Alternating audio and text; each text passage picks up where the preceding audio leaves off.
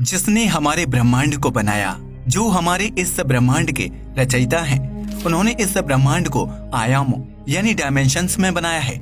इसी डायमेंशन पर हमारा ब्रह्मांड टिका हुआ है। यह डायमेंशन हमारे ब्रह्मांड का प्रमुख आधार है और आज वैज्ञानिक इन्हीं आयामों के रहस्यों को समझने का प्रयास कर रहे हैं। मैथमेटिकली कैलकुलेशंस के आधार पर वैज्ञानिक मानते हैं कि इस ब्रह्मांड में कुल 11 डायमेंशन हैं। चाहे हम बात करें टाइम ट्रेवल की या बात करें पैरेलल यूनिवर्स की, सभी प्रकार की घटना इन्हीं 11 डायमेंशन में घटित होती हैं और इन्हीं में समाहित हैं। किंतु जिन्हें हम भगवान कहते हैं, वह इन 11 आयामों में से किस आयाम में वास करते हैं यानी कि रहते हैं। आखिर क्या है इन आयामों का रहस्य और आखिर क्यों वैज्ञानिक इन डायमेंशंस को समझने में लगे हुए हैं? इन्हें समझने से हमें क्या लाभ होगा? आज के इस वीडियो में हम इन्हीं 11 डायमेंशंस के बारे में जानेंगे और साथ ही ये भी जानेंगे कि इन 11 डायमेंशंस में रहने वाले लोग कैसे होंगे और भगवान इन 11 डायमेंशंस में से किस डायमेंशन में रहते हैं। तो चलिए आज की इस वीडियो को शुरू करते हैं। तो सबसे पहले बात करते हैं ब्रह्मांड के पहले डायमेंशन से। ब्रह्मांड के पहले डायमेंशन में एक सरल रेखा होती है और इस डायमेंशन में रहने वाला जीव सिर्फ आगे या पीछे ही जा सकता है। जैसे कि आपने सर्कस के खेल में देखा होगा कि खिलाड़ी रस्सी पर अपना बैलेंस बनाते हुए एक लकड़ी की सहायता से चलता है और वह रस्सी पर या तो आगे जा सकता है या फिर पीछे। इसके अलावा वो खिलाड़ी उस रस्सी पर दाएं या बाएं नहीं जा सकता है और इसके साथ ही वो ऊपर और नीचे भी नहीं जा सकता। कुछ इसी तरह से पहले डायमेंशन को समझा जा सकता है। हालांकि मेरे द्वारा दिया गया एग्जाम्पल 3 डायमेंशनल दुनिया का है। इसकी सहायता से आप अज्यूम कर सकते हैं कि पहले डायमेंशन में वास करने वाला जीव किस प्रकार से केवल आगे और पीछे ही जा सकते होंगे। इसके अलावा वो अन्य किसी डायरेक्शन में गति नहीं कर सकता है। अब बात करते हैं 2 डायमेंशन की। ब्रह्मांड का दूसरा डायमेंशन एक समतल सरफेस यानी कि प्लेन सरफेस होता है, जिसमें निवास करने वाला जीव आगे या पीछे चलने के साथ साथ दाएं और बाएं भी जा सकता है। जैसे कि आपने बचपन में नोकिया फोन में स्नेक वाला गेम खेला होगा, कुछ इसी प्रकार से दूसरी डायमेंशन वाला जीव आगे और पीछे जाने के साथ साथ दाएं और बाएं भी जा सकने में सक्षम होगा। हम अपने कंप्यूटर या मोबाइल स्क्रीन पर जो भी वीडियोस देखते हैं वो भी 2 डायमेंशनल सरफेस पर देखते हैं। हमें इन 2 डायमेंशनल सरफेस पर वीडियो देखते हुए ऐसा एहसास होता है कि हम 3D दुनिया को देख रहे हैं। हमें लगता है कि पहले और दूसरे डायमेंशन में कोई भी जीव नहीं रहता होगा। हालांकि यह ब्रह्मांड अनंत संभावनाओं से भरा पड़ा है, तो इससे ये भी लगता है कि इसमें कुछ भी असंभव नहीं है।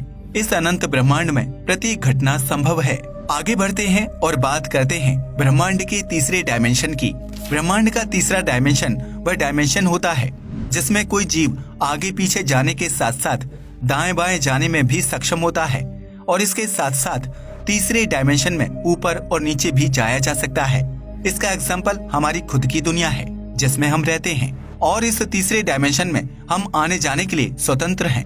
हमारी यह दुनिया जिसमें हम रहते हैं वह 3 आयामों से मिलकर बनी हुई है। इस वजह से हम अपनी इस दुनिया को 3 आयामी यानी 3 डायमेंशनल दुनिया कहते हैं। हम केवल इन्हीं 3 आयामों को कंट्रोल कर सकते हैं और इसके बाद ब्रह्मांड के जो भी डायमेंशन होते हैं उन्हें हायर डायमेंशन कहा जाता है। ब्रह्मांड के इन हायर डायमेंशन को हम कंट्रोल नहीं कर सकते हैं। यहाँ तक कि इन हायर डायमेंशन में क्या चल रहा है उसे हम देख भी नहीं सकते हैं।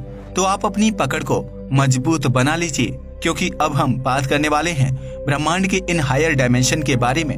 इससे आगे हम जो भी बात करेंगे वह सिर्फ और सिर्फ साइंस फिक्शन पर आधारित होगा और उसका वास्तविकता से कोई भी संबंध नहीं होगा, क्योंकि अभी तक हमारे पास इन हायर डायमेंशन के बारे में कोई भी सबूत नहीं है और हायर डायमेंशन की कल्पना हम अभी तक वैज्ञानिकों के द्वारा की गई मैथमेटिकल कैलकुलेशंस के आधार पर करने जा रहे हैं। तो चलिए आगे बढ़ते हैं और ब्रह्मांड की हायर डायमेंशन के बारे में जानते हैं। ब्रह्मांड का चौथा डायमेंशन। दरअसल ब्रह्मांड के चौथे डायमेंशन का जिक्र सबसे पहले अल्बर्ट आइंस्टाइन की थ्योरी ऑफ रिलेटिविटी में किया गया है। उसके बाद से लेकर अब तक वैज्ञानिक हायर डायमेंशन की पड़ताल में जुट गए और वैज्ञानिकों के अनुसार ब्रह्मांड का चौथा आयाम खुद समय है। हम सभी ब्रह्मांड के इस 3 डायमेंशनल दुनिया में रहकर चौथे आयाम का सफर करते हैं। हम सभी जन्म लेते हैं, समय के साथ धीरे धीरे बड़े होते हैं, बूढ़े होते हैं और उसके बाद मर जाते हैं। समय की यह रेखा हमें हर पल भविष्य की ओर ले जा रही है। जैसे कि मैंने ब्रह्मांड के फर्स्ट डायमेंशन में बताया कि इसमें जीव आगे या पीछे ही जा सकता है। कुछ इसी तरह से फोर्थ डायमेंशन एक चौथा आयाम है। इस आयाम में हम इंसान रूपी जीव केवल भविष्य की ओर ही सफर कर सकते हैं और केवल एक ओर ही आगे बढ़ सकते हैं। हम समय में पीछे की ओर सफर नहीं कर सकते हैं। जैसा कि मैं पहले ही बता चुका हूँ कि हम केवल 3 डायमेंशन को ही कंट्रोल कर सकते हैं और हायर डायमेंशन को हम कंट्रोल नहीं कर सकते हैं। इसी तरह से समय भी एक हायर डायमेंशन है जिसे हम कंट्रोल नहीं कर सकते हैं। जब हम समय में आगे पीछे ही नहीं देख सकते या जा सकते तो फिर टाइम ट्रेवल तो हमारे लिए बहुत ही बड़ी बात है। किंतु जिस तरह से हम अपने तीनों डायमेंशन को बहुत ही आसानी से कंट्रोल कर सकते हैं, उसी प्रकार से ब्रह्मांड के चौथे डायमेंशन का अस्तित्व है, तो इसे कंट्रोल करने वाली भी कोई ना कोई सभ्यता जरूर होगी। वह सभ्यता ब्रह्मांड के इस चौथे डायमेंशन समय को बहुत ही आसानी से कंट्रोल करता होगा और उनके लिए इन भूत भविष्य और वर्तमान को कंट्रोल करना इतना आसान होगा जैसे मानो हम मार्केट जाते हैं और फिर अपने घर वापस आ जाते हैं। किंतु वैज्ञानिक मानते हैं कि चौथे डायमेंशन की सभ्यता भी समय को कंट्रोल नहीं कर सकती होगी, किंतु ब्रह्मांड के चौथे डायमेंशन में रहने वाली सभ्यता समय में आगे या पीछे देख सकने में जरूर सक्षम होगी। ब्रह्मांड की सभ्यता के लोगों को त्रिकालदर्शी कहा जाता है। ये उन लोगों को कहा जाता है जो भूतकाल, भविष्यकाल और वर्तमान तीनों को देख सकते हैं। वैज्ञानिकों का मानना है कि चौथे आयाम में रहने वाली सभ्यता समय में आगे या पीछे देख तो सकते होंगे, किंतु वो उसे चेंज करने में सक्षम नहीं होंगे। इस डायमेंशन में रहने वाले लोग जितना पीछे चाहें जाकर देख सकते हैं। यहाँ तक कि इस आयाम में रहने वाले लोग समय की शुरुआत को ही देख सकने में सक्षम होंगे, किंतु वो उसे कभी भी बदल नहीं सकते हैं। यहाँ तक तो ब्रह्मांड की इन 4 डायमेंशन के बारे में समझना बहुत ही आसान था, किंतु उसके बाद के डायमेंशन को समझना बहुत ही कठिन है। और इससे आगे के डायमेंशन को समझने के लिए आप इसे और अधिक ध्यान से देखें। ब्रह्मांड का 5वां डायमेंशन। ब्रह्मांड के 5वें डायमेंशन में पैरेलल यूनिवर्स यानी कि समानांतर ब्रह्मांड के रास्ते खुलते हैं। यदि आपको नहीं पता है कि पैरेलल यूनिवर्स क्या होता है, तो मैं आपको बता दूं कि इस ब्रह्मांड की तरह ऐसे ही और अनगिनत ब्रह्मांड मौजूद हैं और वो सभी ब्रह्मांड हमारे ब्रह्मांड के जैसे ही होंगे। उन सभी ब्रह्मांड में हम सभी का कॉपी मौजूद होगा और उस ब्रह्मांड में भी हमारे ब्रह्मांड की तरह दुनिया चल रही होगी, किंतु इन सभी अलग अलग ब्रह्मांड की अवस्थाएं अलग अलग होंगी और अलग अलग प्रकार की घटनाएं घट रही होंगी। हमारे पैरेलल यूनिवर्स में ऐसा हो सकता है कि किसी ब्रह्मांड में यदि आप क्रिकेटर होंगे तो किसी में आप म्यूजिशियन होंगे, किसी अन्य ब्रह्मांड में आप वकील या कुछ अन्य भी हो सकते हैं। तो हम वापस आते हैं 5वें डायमेंशन पर। वैज्ञानिकों के अनुसार इस ब्रह्मांड के 5वें डायमेंशन के लोग समानांतर ब्रह्मांडों में अपने प्रतिरूपों यानी कि कॉपी को देख सकते हैं। यानी कि यदि हम लोग 5वें डायमेंशन में रह रहे होते तो ये देख पाते कि दूसरे पैरेलल यूनिवर्स में मौजूद हमारा प्रतिरूप क्या कर रहा है। हालांकि वैज्ञानिकों के अनुसार 5वें डायमेंशन के लोगों के पास केवल दूसरे समानांतर ब्रह्मांड में झांकने की शक्ति होती है, लेकिन वे दूसरे ब्रह्मांड में मौजूद लोगों के साथ बातचीत नहीं कर पाते हैं। ये बिल्कुल वैसे ही है जैसे कि हम अपनी तस्वीर को मिरर में देखते हैं, किंतु हम उसके साथ बातचीत नहीं कर सकते हैं। ब्रह्मांड का 6वां डायमेंशन। ब्रह्मांड के इस डायमेंशन के लोग समय में आगे या पीछे भी जा सकते हैं। मतलब कि ब्रह्मांड के 6ठे डायमेंशन के लोग टाइम ट्रेवल करने में सक्षम होते हैं। इस डायमेंशन के लोग केवल टाइम ट्रेवल ही नहीं कर सकते, बल्कि वह समय में आगे या पीछे जाकर घटनाओं को बदल भी सकते हैं। 6ठे डायमेंशन के लोग अपने भूतकाल और भविष्यकाल को कंट्रोल करने में सक्षम होते हैं। अब आप जरा सोच कर देखिए कि जो लोग समय को भी अपनी मुट्ठी में रखते हैं, आखिरकार वो कितने शक्तिशाली होते होंगे। और यदि कहा जाए तो यह 6ठे डायमेंशन के लोग हमारे लिए किसी भगवान से कम नहीं हैं। अब आप यह सोच कर देखिए कि जब ब्रह्मांड के 6ठे डायमेंशन के लोग समय को अपने हिसाब से कंट्रोल कर सकते हैं, तो इससे हायर डायमेंशन के लोगों के पास आखिर किस प्रकार की शक्तियाँ होंगी। ब्रह्मांड का 7वां डायमेंशन। ब्रह्मांड के इस डायमेंशन के लोग पहले की 6 डायमेंशन के लोगों को तो कंट्रोल कर सकते ही होंगे, इसके साथ साथ उनके पास सभी पैरेलल यूनिवर्स में भी आने जाने की शक्ति होती है। इस डायमेंशन के लोग कभी भी किसी भी समानांतर ब्रह्मांड में आ जा सकते हैं।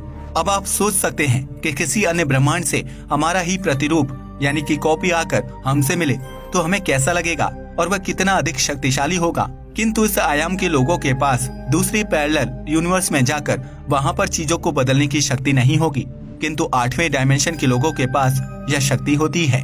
ब्रह्मांड का 8वां डायमेंशन। ब्रह्मांड के 8वें डायमेंशन के लोगों के पास दूसरे किसी भी पैरेलल यूनिवर्स में जाकर वहाँ की चीजों को बदलने की शक्ति होती है। वो वहाँ घट रही घटनाओं के साथ छेड़छाड़ कर सकता है, किंतु ब्रह्मांड के इस डायमेंशन के लोग उन्हीं ब्रह्मांड में जाकर वहाँ की घटनाओं को बदल सकते हैं। जिस ब्रह्मांड का टाइमलाइन उनके ब्रह्मांड के टाइमलाइन से मेल खाता होगा। इसका मतलब है कि जिन ब्रह्मांड का निर्माण उनके ब्रह्मांड के साथ ही हुआ होगा, केवल उन्हीं ब्रह्मांड में जाकर 8वें डायमेंशन के लोग वहाँ की घटनाओं को बदल सकते हैं। और जिस ब्रह्मांड का निर्माण उनके ब्रह्मांड से पहले हुआ होगा या उनके ब्रह्मांड के बाद में हुआ होगा, उस ब्रह्मांड में जाकर 8वें आयाम के लोग वहाँ की घटनाओं के साथ छेड़छाड़ नहीं कर सकते हैं। किंतु 9th डायमेंशन के लोगों के पास यह शक्ति भी होती है। ब्रह्मांड का 9वां डायमेंशन।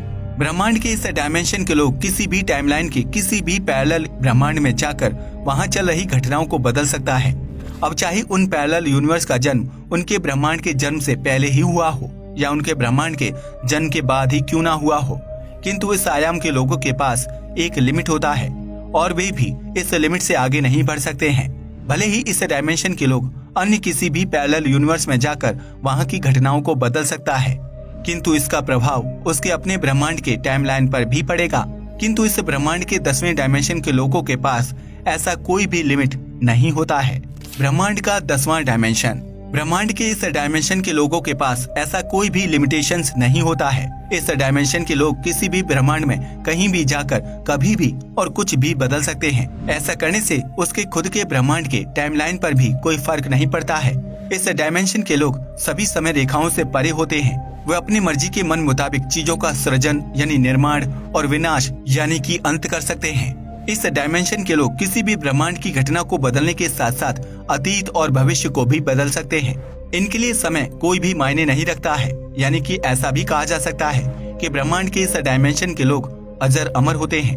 वैसे तो वैज्ञानिक ब्रह्मांड के इन 10th डायमेंशन तक ही एक्सप्लेन कर पाते हैं, किंतु वे ऐसा भी मानते हैं कि ब्रह्मांड के 10वें आयाम के बाद भी ब्रह्मांड का 11वां डायमेंशन मौजूद है। किंतु ब्रह्मांड के इस 11th डायमेंशन की गुत्थी अभी तक सुलझी नहीं है। ब्रह्मांड के 11th डायमेंशन के लोगों को द क्रिएटर कहा जा सकता है। एक ऐसा क्रिएटर जिसने इस दुनिया को बनाया, जिसका ना तो आदि है और न ही अंत है, जो निराकार है। हम चाहें तो इसे परम ब्रह्म परमेश्वर यानी कि भगवान कह सकते हैं। आज के लिए बस इतना ही। वीडियो पसंद आया हो तो इसे लाइक और शेयर करें, साथ ही चैनल को भी सब्सक्राइब करें। जय हिंद दोस्तों।